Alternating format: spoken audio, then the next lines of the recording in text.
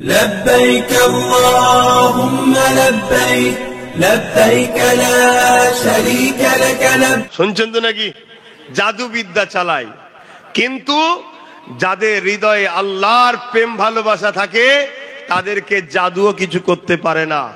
এই রিসেন্ট 1-1.5 মাস আগে একটা ন্যাশনাল নিউজে একজন জাদুকর বক্তব্য দিতে বসছিল। সে মহিলা জাদুকর, মহিলা, পৃথিবীর সে বর্তমান এখন নাম করা জাদুকর পৃথিবীর মধ্যে। সে তাকে জিজ্ঞেস করেছে তুমি কি করো, সে অনেক বক্তব্য দিতে দিতে বলেছে আমি সব জায়গায় গেনার হয়েছি, শুধু মুসলমানদের কাছে পরাজিত হয়েছি। বললেন না সুবহানাল্লাহ? মুসলমানদের যতই জাদু করি লাগে না। আরে পৃথিবীর জাদুকররা যত জাদু করিস লাগবে না কেন? মুসলমানদের কাছে আয়াতুল কুরসি আছে। জোরে বলুন সুবহানাল্লাহ। আয়াতুল কুরসি জানো তো? না জানা থাকলে মুখস্থ করবে। সকালে উঠে ঘর থেকে যখন বেরোবে আয়াতুল কুরসি পড়ে গায়ে ফু দিয়ে, হাতে ফু দিয়ে, পুরো শরীরে মালিশ করে শরীর বন্ধ করে বেরোবে। 70,000 রহমতের ফেরেশতা তোমাকে পাহারা দেবে। জোরে বলুন সুবহানাল্লাহ। আর রাত্রি যখন শোবে আয়াতুল কুরসি পড়ে গায়ে ফু দিয়ে শোবে, সারা রাত তোমাকে সমস্ত শয়তানের হাত থেকে মহান সৃষ্টিকর্তার ফেরেশতা দ্বারা পাহারা দেওয়া হবে। জোরে বলুন সুবহানাল্লাহ। কোথা থেকে কোথা আমরা ঘুরে বেড়াই, কোথা থেকে কোথা, কখনো আকাশ পথে, কখনো পানি পথে, কখনো বাইকারে, কোথায় না কোথায় ঘুরে বেড়াই। আমাদের কখনো মনে হয় না এক সেকেন্ডের জন্য কোনো টেনশন, কোনো ভয়। রাত 12টা হোক, 1টা হোক, 2টো হোক না, আগে কোনো কাঁই করে বাতি জ্বেলে যায় না, পিছনে কেউ থাকে, কেউ থাকে না, কিন্তু আমরা বুক ফুলিয়ে ঘুরি কেন? আমরা জানি আমাদের কাছে আয়াতুল কুরসি আছে। জোরে বলুন সুবহানাল্লাহ। এই কুরসি নাও থাকতে পারে, আয়াতুল কুরসি তো আছে। কথা বুঝছেন না, বোঝেন না? এই কুরসি যাদের আছে তারা আগুন সামলাতে পারেনি, আর আয়াতুল কুরসি যারা আছে, আফ্রিকা যখন, ব্রাজিলে যখন অ্যামাজন জঙ্গলে আগুন লেগে গিয়েছিল বছর 5 আগে, জানেন না? এটা কি না বলে? আরে কত পানির ট্যাঙ্কার ফ্যাঙ্কার ফ্লাইট দিয়ে কত দেশ চেষ্টা করেছিল অ্যামাজন জঙ্গলের আগুনকে বন্ধ করতে হবে, অ্যামাজন জঙ্গলের আগুনকে বন্ধ করতে হবে। অবশ্যই বন্ধ হওয়া দরকার, কারণ এই গাছপালা আমাদের অক্সিজেনের জন্য প্লান্ট এগোনো, অক্সিজেন প্লান্ট এগোনো। যত গাছপালা কমবে গরমের তাপ বাড়বে, আমরা অক্সিজেন নিতে পারবো না। আমি আপনাদের বলছি যেভাবে গাছ মাফিয়ারা গাছ কাটছে, যদি আপনারা না রোকে আর পরিবর্তে যদি গাছ না লাগান, আগামী 10-15 বছর পরে আপনার এলাকারই তাপমাত্রা এত হবে যেমন করাতে ডিম দিলে হাফ বয়েল হয়ে যায়, মানুষগুলো হাফ বয়েল হয়ে যাবে জ্যৈষ্ঠ মাসে। গল্প বলছি না, মিলিয়ে নেবেন। অতএব আপনাদেরকে এখানে যখন কথা এসেছে বলে দিই, প্রত্যেকে কম করে হলেও 10টা করে গাছ লাগান। নিজের উঠোনে নিজের জায়গাতে 10টা করে গাছ লাগান। ভালো ভালো গাছ লাগাবেন, 100-150 টাকা দামের গাছ লাগাবেন, শাল সেগুন লাগান। কথা বুঝে আসছে? আজ থেকে 10 বছর, 15 বছর, 20 বছর পর আপনার ছেলে মেয়ে জন হবে, ওই 10টা গাছই ওদের ভবিষ্যৎ করে দেবে। ওদের বিয়ে শাদী, কারবার, ব্যবসা, ঘর বাড়ি সব হয়ে যাবে, 10টা গাছ কাটলেই হয়ে যাবে। কথা বুঝছেন না, বোঝেন না? এতে কি হবে? অক্সিজেন হবে, অক্সিজেন। গাছ লাগান, গাছ লাগানো দরকার। তা অ্যামাজন জঙ্গল যে আছে, কটায় আজান হবে? আচ্ছা, এখনই আজান হবে, 4:30টায় জামাত হবে। এখনো বাকি আছে, আমি 4টে বন্ধ করব, তারপর একটু সালাম পড়ে দোয়া করব আলোচনা করে। অসুবিধা হচ্ছে আপনাদের? তাহলে আরেকটু বলি। তা আফ্রিকা, ব্রাজিলে যখন অ্যামাজন জঙ্গলটা আগুন ধরে যায়, তখন চেষ্টা করেছে অনেক পানি দিয়ে বন্ধ করা দরকার। না হয় কিন্তু ওই পানিও হবে না, পৃথিবীর ভারসাম্য শেষ হয়ে যাবে, পৃথিবীটা ধ্বংস হয়ে যাবে। শুধু ব্রাজিল একা নয়, পৃথিবী ধ্বংস হয়ে যাবে। কিন্তু আমি যেটা বুঝাতে চাইছি, অনেক চেষ্টা করেছে পানি টানি দিয়ে, কোনোভাবে আগুনকে রুকা যায়নি। যে ব্রাজিল আজান শুনলে রেগে যেত, যে ব্রাজিল, আচ্ছা একটু আজানটা হয়ে যায়, আজানের কথায় আজানও শুরু হয়েছে।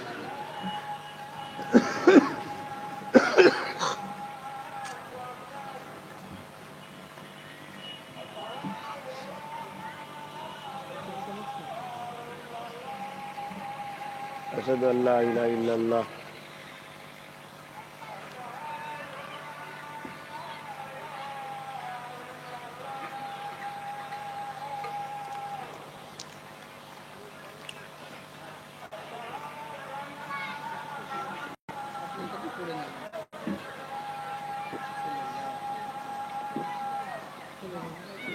সাল্লাল্লাহু আলাইহি ওয়াসাল্লাম।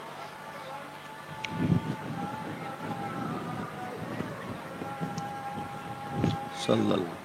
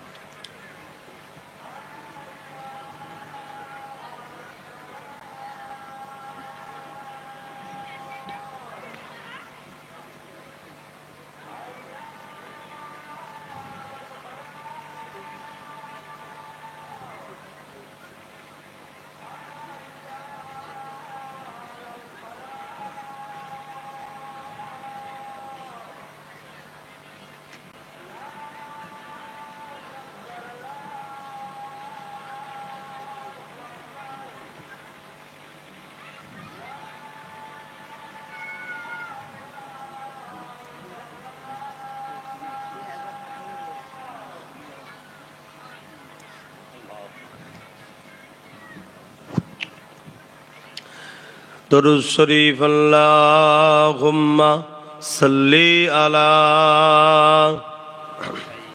জোরে জোরে পড়েন।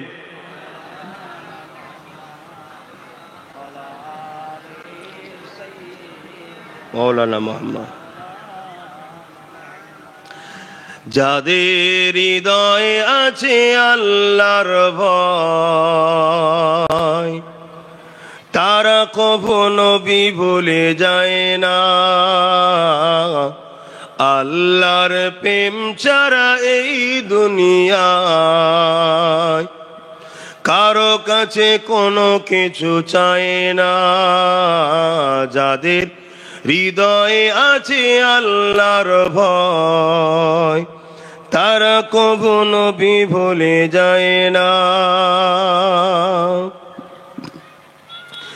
রাতের আধারে যারা সিজদাতে রয়, দু চোখের অশ্রুতে নদী যেন বয়। রাতের আধারে যারা সিজদাতে রয়, দু চোখের অশ্রুতে নদী যেন বয়। ছলনারা চানি যত আসো, ছলনারা চানি যত আসো, পিছনে ফিরো তাকায় না। যাদের হৃদয়ে আছে আল্লাহর ভয়, তারা কখনো ভুলে যায় না। দিন কায়েমের পথে যারা অবিচল, তারা হলো আল্লাহর প্রিয়জন। বাতিলের কাছে যারা হার মানে না, বাতিলের কাছে যারা হার মানে না, সংগ্রাম করে যায় অমরণ। যাদের হৃদয়ে আছে আল্লাহর ভয়, তারা কখনো ভুলে যায় না। আল্লাহুম্মা সাল্লি আলা,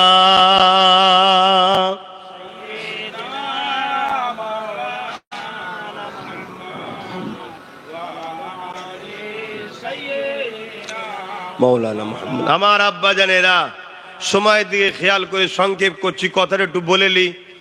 ব্রাজিল হুকুমা সর্বদিক দিয়ে চেষ্টা করেছে, ফ্রান্স সাথ দিয়েছে, ব্রিটেন সাথ দিয়েছে, আরো মুল্ক সাথ দিয়েছে।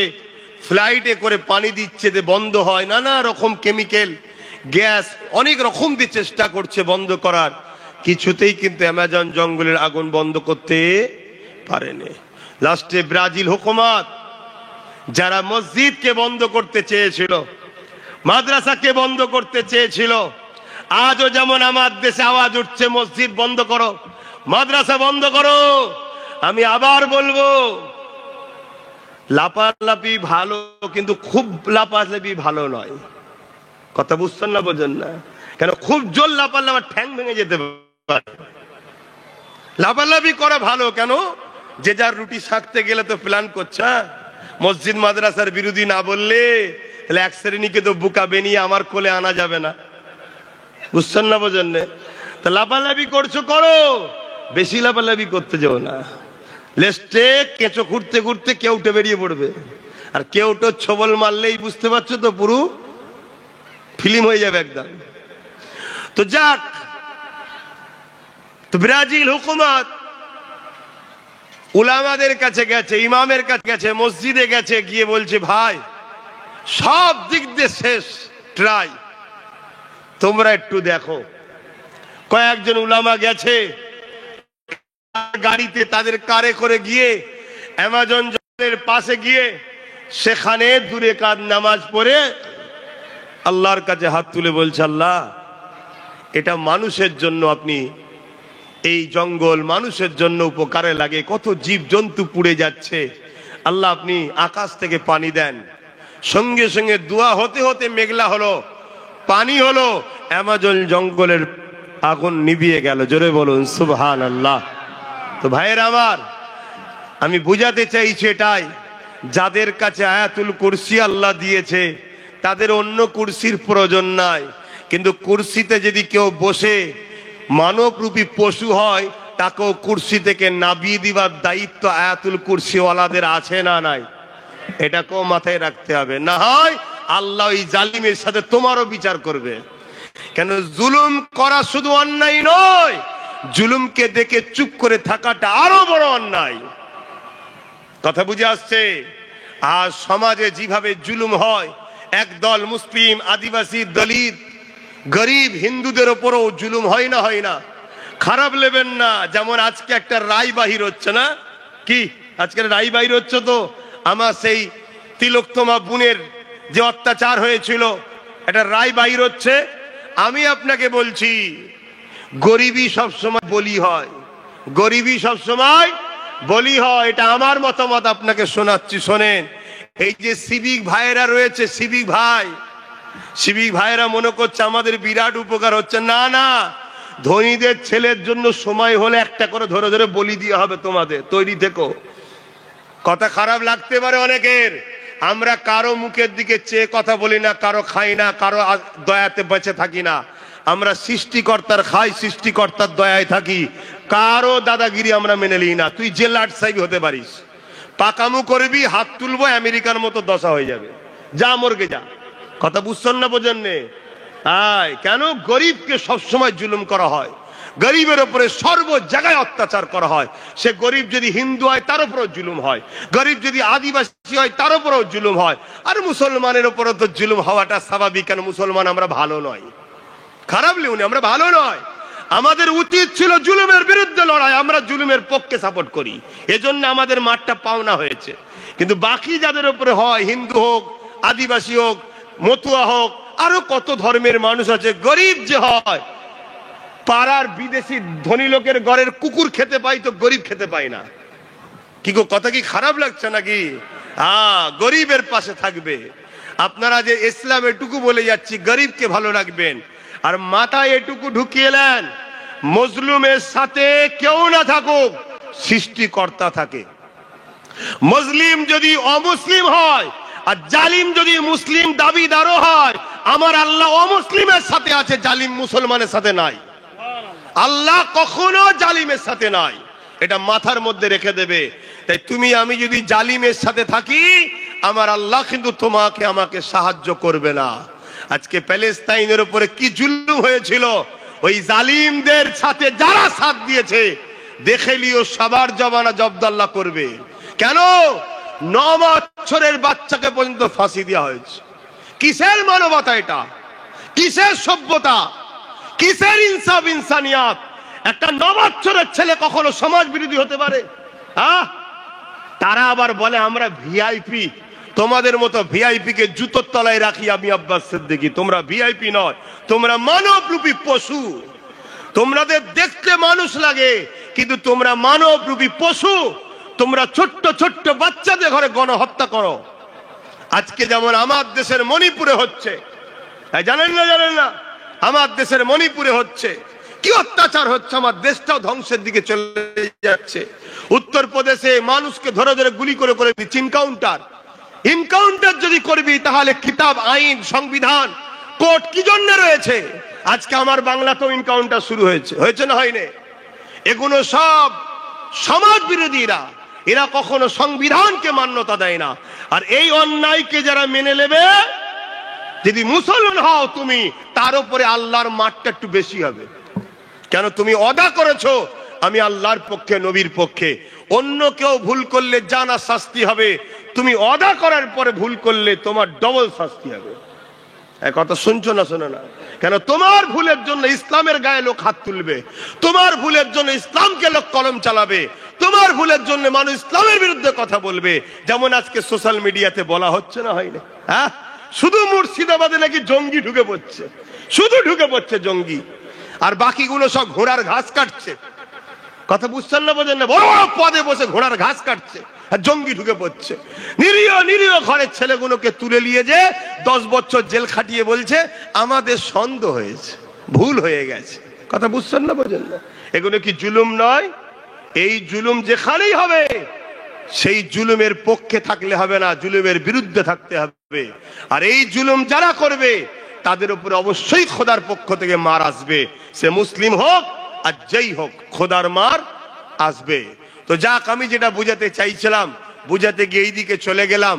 আমি অন্যায় দেখলে থাকতে পারি না ভাই, সে যেই হোক, আমার ভাই হোক আর যেই হোক, আমি অন্যায় সহ্য করতে পারি না। আমি এতটুকু জানি, এই পৃথিবীর কারো কোনো ক্ষমতা নেই আমার কিচ্ছু করতে পারে। কেন?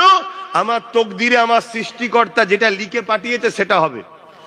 আমি যেদিন দুনিয়া, আমার রু তৈরি হয়নি, এই যে জান, জান এটা তো একদিনে তৈরি হয়েছে, সবার জানেন তো নাকি? এই রু যখন তৈরি হয়নি তার 50,000 বছর আগে আমার তকদিরে লিখা ছিল 2025-এর 20 জানুয়ারি নামখানা চন্দ্রপুরে, আমার চন্দনপুরে আমার জলসা থাকবে, টাইম থাকবে 2টোয়, উঠবো 8টায়। শুনছেন তো নাকি? সব লিখা রয়েছে। এখান থেকে আমার দাওয়াত আর এক জায়গায় আছে, ওই পর্যন্ত যাব না কবরে যাব ওটাও লিখা আছে। যদি কবরে যাওয়া লিখা থাকে, দুনিয়ার সবাই মিলে আমাকে সিকিউরিটি পাওয়ার দিয়ে খাইয়ে দাইয়ে লোহার গার্ড দিয়ে রেখো আমাকে বাঁচাতে পারবে না, আমাকে কবরে যেতে হবে। আর যদি বলে আমি ঘরে পৌঁছাবো দ্বিতীয় জলসায়, পুরো পৃথিবীর সবাই এক জায়গায় হয়ে আমার কিচ্ছু করতে পারবে না। এর নাম হলো ঈমান, এর নাম হলো সৃষ্টিকর্তার উপরে ভরসা, এর নাম হলো বিশ্বাস। আজকে আমি শখ বেরিয়েছি, আমি কোনো জায়গায় জলসায় গিয়ে খাই না, উঠে পড়ি। কথা বুঝলেন? কিন্তু আজকে এই বাড়িওয়ালাকে দেখে আমার একটু রুচি লাগলো, কোথায় গেল কি জানি, রুচি লাগলো। মুখে দাঁড়িয়ে মাথায় টুপি টুপি সেজদা দিয়ে কপালে দেখে বেশ ভালো লাগলো। লোকটার ব্যাপারে একটু খাওয়া যেতে পারে। 2টো সাদা ভাত, যাক আল্লাহ করিয়েছিল, খেলাম। কথা বুঝলেন? তো এটা আমার রেজেকে ছিল, আমি অন্য জায়গায় খাইনি। এখানে টাইম আমার দেরি হচ্ছে তাও বসে খাচ্ছি। কেন? রেজেকে আমার আছে, খেতে হবে। উনি খাওয়ালো, হ্যাঁ উনি খাওয়ালো। কে খাওয়াচ্ছে? আমাকে যিনি সৃষ্টি করেছে তিনি খাওয়াচ্ছে। তিনার মোকাবেক কি হও? এর ধরে ছুটছো, ওর ধরে ছুটছো, আমার কি হবে, আমার কি হবে? এজন্যই তো আমার আমার করে করি কাঙ্গাল হয়ে গেলে। সব ভাইকে বাদ দাও, সৃষ্টিকর্তাকে ধরো, তিনার কাছে আশা করো, তিনার কাছে চাও। রাত্রিরে সবাই যখন ঘুমাবে তুমি সেজদায় পড়ে গিয়ে তিনাকে বলো মালিক, সবাই ঘুমোচ্ছে, আপনি কিন্তু আমায় দেখছেন, আপনি আমার সৃষ্টিকর্তা, আমার সংসারে বড় অভাব, আমার 1-2 বাচ্চা, কি আমি এই বিমারে আছি, কি আমার এই সমস্যা, যা কিছু আছে তিনাকে বলো। পৃথিবীর কেউ নেই তোমার সমস্যা সমাধান করতে পারে। তোমার সমস্যা একজনই সমাধান করবে, যিনি তোমায় সৃষ্টি করেছেন। জোরে বলুন সুবহানাল্লাহ। হ্যাঁ, সম্মানীয়কে সম্মান করতে হয়, ভালো মানুষকে ভালোবাসতে হয়, ভালোকে ভালো বলতে হয়, খারাপকে খারাপ বলতে হয়, সব ঠিক আছে। কিন্তু নিজেকে অন্য কারো কাছে ছোট করো না। তুমি মানুষ, তুমি মানুষ। একজন কোটিপতি, তুমি গরিব, তো কি হয়েছে? সৃষ্টিকর্তা তোমাকে গরিব বানিয়ে পরীক্ষা নিচ্ছে, তাকে কোটিপতি বানিয়ে পরীক্ষা নিচ্ছে, তোমাকে প্রজা বানিয়ে পরীক্ষা নিচ্ছে, কাউকে রাজা বানিয়ে পরীক্ষা নিচ্ছে। আমাকে পীরের ঘরে জন্ম দিয়ে পরীক্ষা নিয়েছে, তোমাকে মুরিদের ঘরে পরীক্ষা নিচ্ছে। আমি পীরজাদা হয়ে তোমাকে যদি মানুষের মতো ব্যবহার না করি, আমারও ছাড় নাই। আর তুমিও যদি আমাকে যত সম্মান না করো, তোমারও কিন্তু ছাড় নাই। যার যেটা জায়গা তাকে সেটা করতে হবে। সব পরীক্ষা।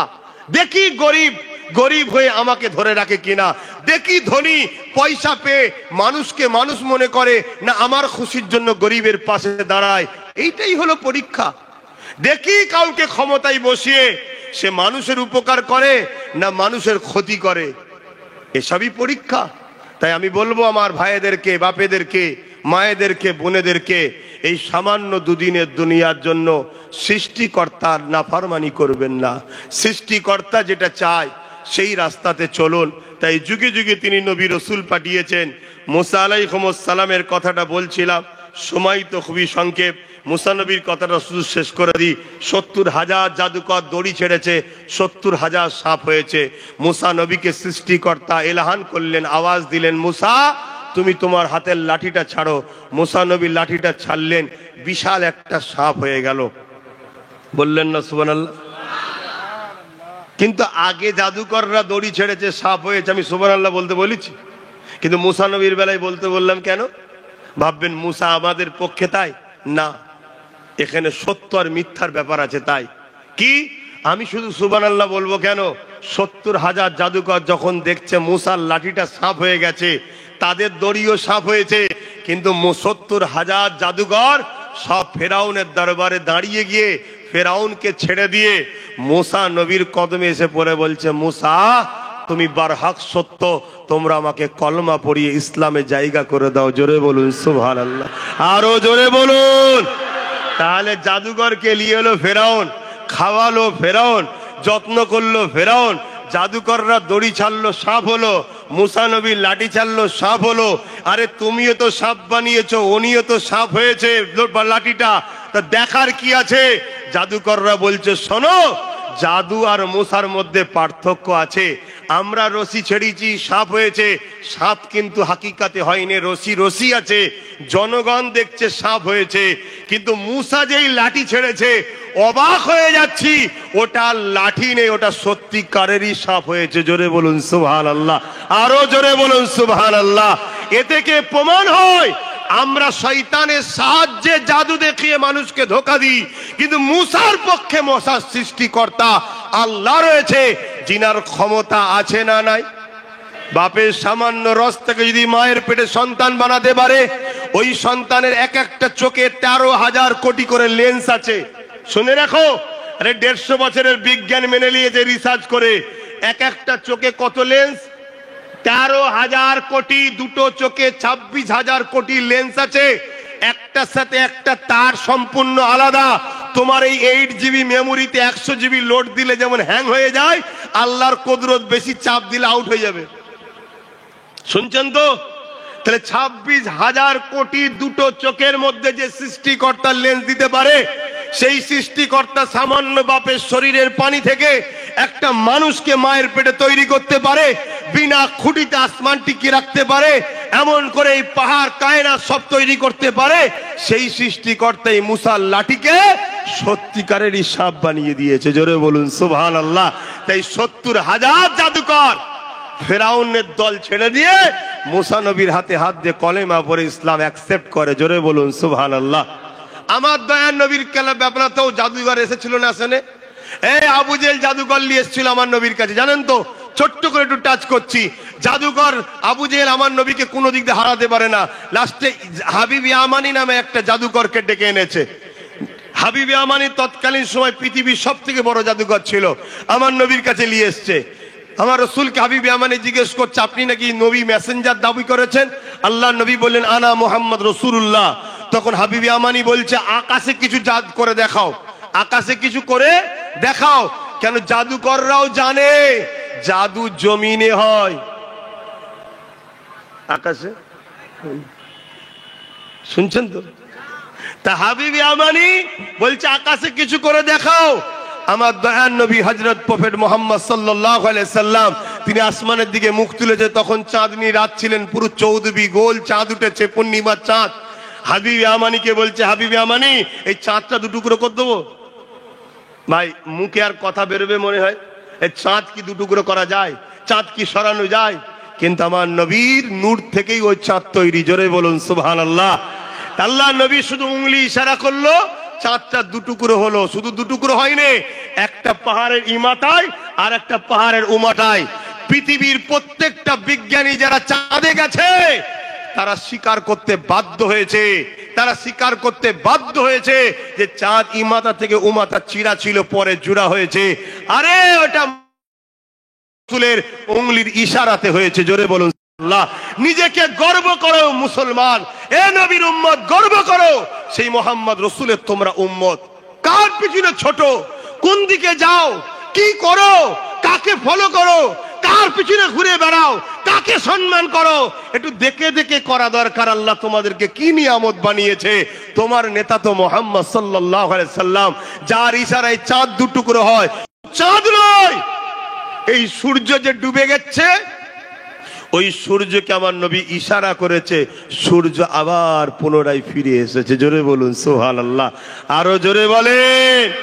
আজকে যারা আমার নবীর পিছনে লাগছে, ইসলামের বিরুদ্ধে লাগছে, পৃথিবীর সব সুপার পাওয়ারকে বলো তোমরা সব তো বিশাল পাওয়ার, এক জায়গায় হও, হয়ে বলো চাঁদ নয়, ঘরে একটা বাল্ব জ্বালিয়ে দেবো, লাইট বাল্ব পর্যন্ত নাকি, ওই লাইটটাকে সবাই মিলে ইশারা করে বলো একটু সরে যা, একটু সরে যা। শুনছেন তো নাকি? আমি সুপার পাওয়ার, আমি অমুক পাওয়ার, আমি টমুক পাওয়ার, আমার এত সেনা, আমার এত লোক, আমার এত অর্থ, একটু সরান না দেখি। এ কথা শুনছেন তো নাকি? হ্যাঁ, আকাশে চাঁদ উঠলে কিছু কিছু কুকুর দেখবেন চাঁদের দিকে মুখ করে ঘেউ ঘেউ করে। তা মানবরূপী কিছু পশু আছে, তারা নূর নবীর বিরুদ্ধে ঘেউ ঘেউ করে। এ লিয়ে কিছু অসুবিধে চাঁদেরও যেমন নাই, চাঁদের মালিক হুজুর পাক সাল্লাল্লাহু আলাইহি সাল্লামের কোনো অসুবিধে নাই। জোরে বলুন সুবহানাল্লাহ। কিন্তু আপনারা গর্বিত তো নাকি? মনে রাখবেন, যুগে যুগে এই জাদুকররা তারাও জুলুম করেছে। গরিবে নওয়াজকে জাদু করছিল, আগুনের বান মারছে, আগুনের। গরিবে নওয়াজ একটা গন্ডি করে দিয়ে খাদেমদের বজের বাইরে যাবি না দাঁড়া। কিছুক্ষণ পর আগুনের বান মারা বন্ধ হয়ে গেছে। হুজুর খরমকে বলেছে যা ধরে লিয়ায়। খরম বোঝেন কি? কাঠের জুতো আগেকার সময় পায়ে থাকতো, জুতোকে বলছে যা ধরে লিয়ায়। মাহন বাপের কথা ছেলে শুনছে না, এই লিয়াই তো বাবা, বোঝা যাবো নি, যা বাজারে যা, যাবো নি যা। বেশি কিছু বললে ইট ছুঁড়ে বাপের মাথায় মারছে। আর গরিবে নওয়াজের কথা পায়ের জুতো শুনছে কেন? তারা আল্লাহর হয়েছে, তাই কায়নাতকে আল্লাহ তাদের করেছে। তোমরাও হও, হও, না হয় তোমরা ধ্বংস হয়ে যাবে। আর তোমাদেরকে যারা ধ্বংস করতে চাইছে, তারাই তোমাদের ঘরে আল্লাহ রসুল থেকে সরাচ্ছে। গান দিয়ে, যাত্রা দিয়ে, জুয়া দিয়ে, মেলা দিয়ে, মদ দিয়ে, নানা রকম জিনিস দিয়ে সরাচ্ছে, যাতে করে তোমরা বিপদে পড়লে আল্লাহ সাহায্য না পাও। খরমকে বলে যা লিয়াই। ও জাদুকর, এত বড় জাদুকর ছিল, উড়ে উড়ে চলে যাচ্ছে। জাদুকর জয়পাল খাজা গরিবে নওয়াজের খরম গিয়ে মাথায় মারছে না। শুনছেন তো নাকি? আমার তো মনে হয় জুতোর বাড়ি খেয়েই তকদিরটা খুলেছিল। নিচেই আসার পর গরিবে নওয়াজের কদমে এসে ইমানের কালেমা পড়ে মুসলমান হয়েছিল। জোরে বলুন সুবহানাল্লাহ। আজকে কিছু লোক বলছে গরিবে নওয়াজের মাজার নাকি কি তুলে দেবে নাকি, সব বলছে তো নাকি। দেখিস বাবা, বেশি লাভালাভি করিনি, একেবারে চল যাবি। বেশি লাভালাভি করা ভালো নয়।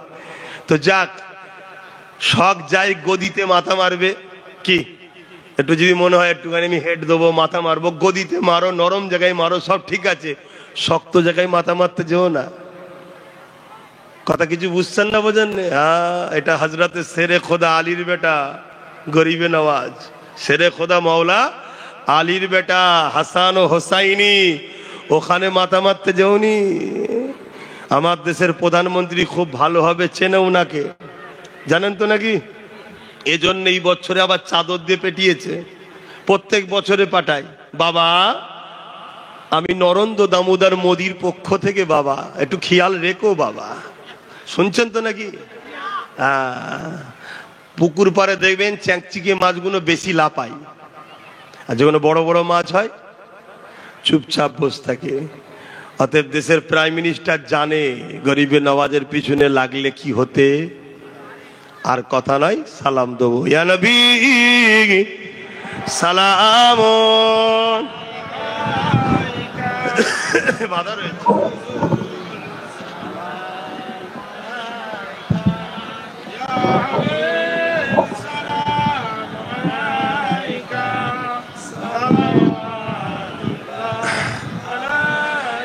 আপনারা সব দাঁড়িয়েই সালাম দেন তো নাকি? কিছু গোস্তাগে রসুল আছে, তারাই দাঁড়ানোলে সমালোচনা করে। কেউ যদি বসে সালাম দেয় আলাদা বিষয়, কিন্তু সমালোচনা করা যাবে না, এটা প্রেমের ও আদবের ব্যাপার। আসেন সকলে সালাম দিয়ে নবী সালাম ইয়া রাসূল সালাম ইয়া হাবিব সালাম সালাবাতুল্লাহ কঠিন হাসরের দিনে কি আছে মোদের কপালে, গুনাহগার উম্মাহ আত আপনার লইবেন সঙ্গে মাহশরে। নবী সালাম ইয়া রাসূল ইয়া হাবিব সালাম সালাম। সকলে গায়ে গায়ে বসুন। বালাগাল উলা